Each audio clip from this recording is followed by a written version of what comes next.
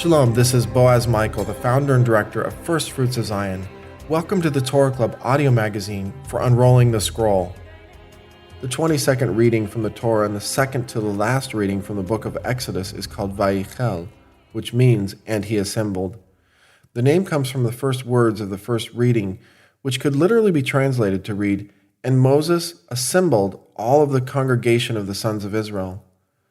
This portion from the Torah describes how the assembly of Israel worked together to build the tabernacle.